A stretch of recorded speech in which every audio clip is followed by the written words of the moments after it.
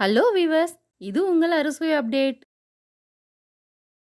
இன்னைக்கு நம்ம பார்க்க போகிறது ஒரு கப்பு அரிசி மாவு இருந்தால் போதும். நல்லா மொறு மொறுன்னு ரொம்ப டேஸ்ட்டாக பேக்கரியில் கிடைக்கிற அதே போலவே ரிங் முறுக்கு செய்து முடிச்சிடலாம். இது சாப்பிட்றதுக்கு பேக்கரியில் கிடைக்கிற அதே சுவையில் நல்லா கிறிஸ்பியாகவும் ரொம்பவே டேஸ்ட்டாகவும் இருக்கும். பண்ணுறதும் ரொம்பவே ஈஸி.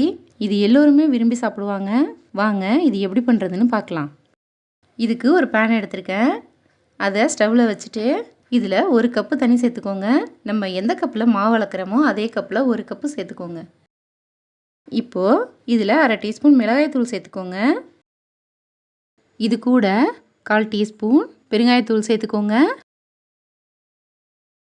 பெருங்காயத்தூள் சேர்த்துட்டு அரை டீஸ்பூன் ஜீரகம் சேர்த்துக்கோங்க. கொஞ்சமாக மஞ்சத்தூள் சேர்த்துக்கலாம். இதுக்கு தேவையான அளவு உப்பு சேர்த்துக்கலாம். இது கூட ஒரு டேபிள் ஸ்பூன் பட்டர் சேர்த்துக்கோங்க.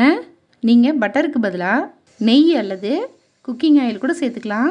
வெண்ணெய் சேர்த்து பண்ணும்போது நல்லா கிறிஸ்பியாக வரும். இப்போது இதெல்லாம் சேர்த்துட்டு ஒரு முறை நல்லா கலந்து விட்டுக்கோங்க. வெண்ணெய் உருகிட்டு இது நல்லா கொதிச்சு வரணும். அது வரைக்கும் அப்படியே இருக்கட்டும். இப்போது நல்லா கொதிச்சிடுச்சு. நம்ம எடுத்து வச்சுருந்த அரிசி மாவை இதில் சேர்த்துக்கலாம். இது பண்ணுறதுக்கு நான் ஒரு கப்பு இடியாப்ப மாவு எடுத்திருக்கேன். கடையில் வாங்கின மாவாக இருந்தால் கூட பரவாயில்ல. எடுக்கிறது பச்சரிசி மாவாக எடுத்துக்கோங்க. சேர்த்துட்டு நல்லா இது போல் கலந்து விட்டுக்கோங்க. ஸ்டவ்வை லோ ஃப்ளேமில் வச்சுக்கிட்டே இதை கலந்து விட்டுக்கோங்க.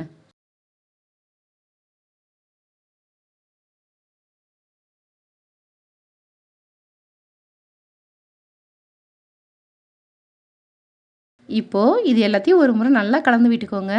கலந்து விட்டுட்டு ஸ்டவ் ஆஃப் பண்ணிக்கலாம். நம்ம எடுத்திருந்த மாவுக்கு சேர்த்து தண்ணி சரியாக இருக்குது. ஒரு கப்பு அரிசி மாவுக்கு ஒரு கப்பு தண்ணி சேர்த்துக்கோங்க. இது சரியாக இருக்கும். இப்போது உதிரி உதிரியாக இருக்கிற மாதிரி தான் இருக்கும். நம்ம கை வச்சு நல்லா பிசைஞ்சு விடும்போது சரியான பதத்துக்கு வந்துடும். இது கை பொறுக்கிற சூடு வர வரைக்கும் அப்படியே மூடி போட்டு மூடி வச்சிடலாம். இப்போது கை பொறுக்கிற சூடு வந்துடுச்சு. இது போல் கையை தண்ணியில் நனைச்சிட்டு இது நல்லா பிசைஞ்சு விட்டுடுங்க. ஒரு சப்பாத்தி மாவு போல் பிசைஞ்சிக்கோங்க. கெட்டியாக இருக்கிற மாதிரி இருந்தால் தண்ணி அதிகமாக ஊற்றிடாதீங்க. அப்புறம் நம்ம திரிக்கும் போது சரியாக வராது.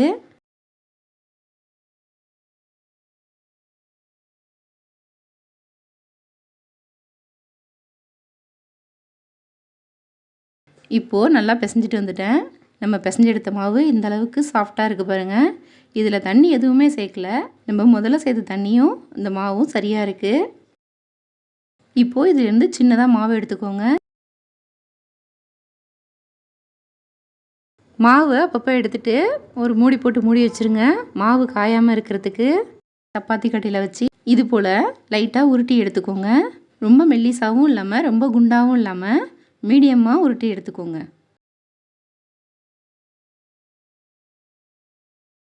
இதிலேருந்து சின்னதாக கட் பண்ணிவிட்டு லைட்டாக 2 முனையும் ஒட்டி விட்டீங்க அப்படின்னா நல்லா ஒட்டி பிடிச்சிக்கும். இது போலவே மீதி இருக்கிற எல்லா மாவுலையும் செய்துக்கலாம்.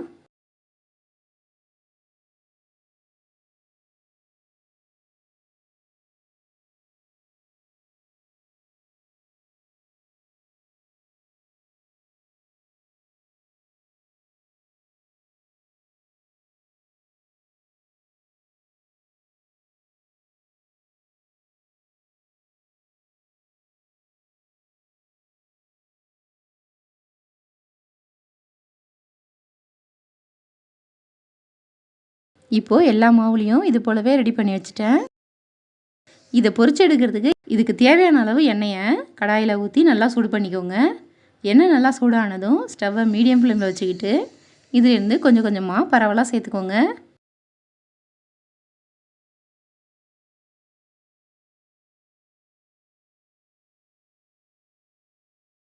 இதை சேர்த்த உடனே கலந்து விடக்கூடாது. கொஞ்சம் நேரம் கழித்து இது போல் திருப்பி விட்டுக்கலாம். இப்போது எல்லாத்தையுமே இது போல் திருப்பி விட்டுக்கோங்க. இது 2 பக்கமும் நல்லா பொன்னிறமானதும் எண்ணெயிலேருந்து வெளியில் எடுத்துடலாம்.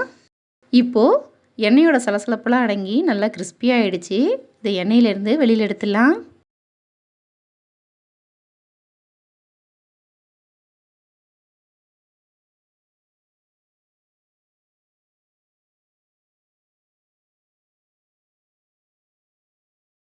மீதி இருக்கிற எல்லாத்தையும் இது போலவே பொரிச்சிட்டு வெளியில் எடுத்துடலாம். இப்போது நம்மளோட சூப்பரான டேஸ்ட்டில் ரிங் முறுக்கெல்லாம் தயாராகிடுச்சு. இங்கே பாருங்கள் எந்த அளவுக்கு முறுமுறுன்னு இருக்குன்னு. இது அதிக அளவு செய்து ஸ்டோர் பண்ணி வச்சிட்டிங்கன்னா வேணுங்கும் போதெல்லாம் எடுத்து கொடுக்கலாம். இது 10 நாள் வரைக்கும் கூட கெட்டு போகாது. நல்லா முறுமுறுனே இருக்கும். இது வீட்டில் இருக்கிற ஒரு சில பொருட்களை வச்சு சூப்பராக தயார் பண்ணிட்டோம். இது பேக்கரியில் கிடைக்கிற அதே டேஸ்ட்டில் இருக்குது. நீங்களும் இது போல் ட்ரை பண்ணி பாருங்கள். இந்த வீடியோ பிடிச்சிருந்தா லைக் பண்ணுங்கள், ஷேர் பண்ணுங்கள். நம்ம சேனலுக்கு புதுசாக இருந்தால் சப்ஸ்கிரைப் பண்ணுங்கள். தேங்க்யூ.